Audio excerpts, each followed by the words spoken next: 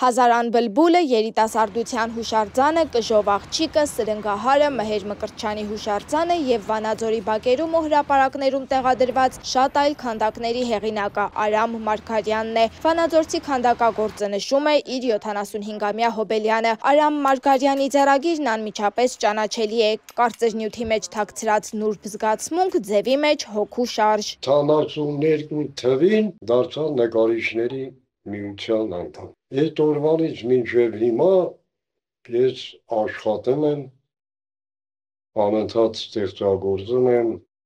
քարի վրա տաշում եմ։ Վարպետ Արամի արվեստանոցը կարծես փոքր թանգարան լինի, քանդակների կողքին տարիների հիշողություններ են, գործիքներ, կավեբեկորներ, նամակներ, լուսանկարներ, քարին նոր շունչ ու դիմագիծ է տալիս, արդեն կես դարից ավելի։ Իմ առաջի քանդակը եղել է Հազարան բլբուլը, այդ տարածա 8 մետր, ու շատ հաճույքով էլ քանդակում էի։ Դրեցի դա առաջինը, երկրորդն եղավ կենտրոնական պոչտայի ձևավորումը, նրանից հետո այն կժով աղջիկը քանդակեցի ու Արցախի սրնգահարը։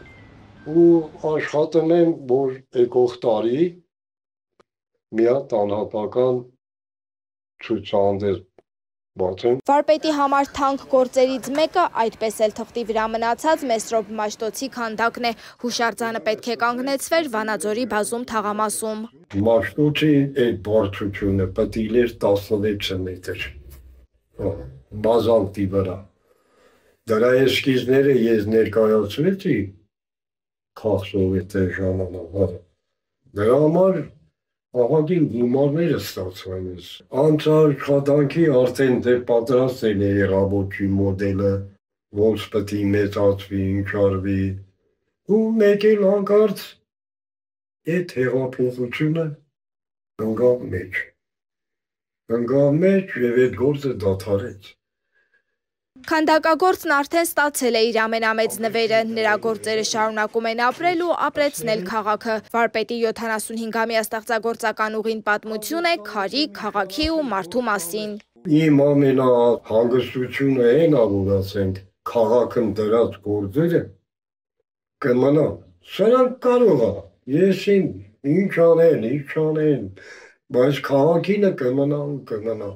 Սերինե Սերոբյան, լուրերի համար։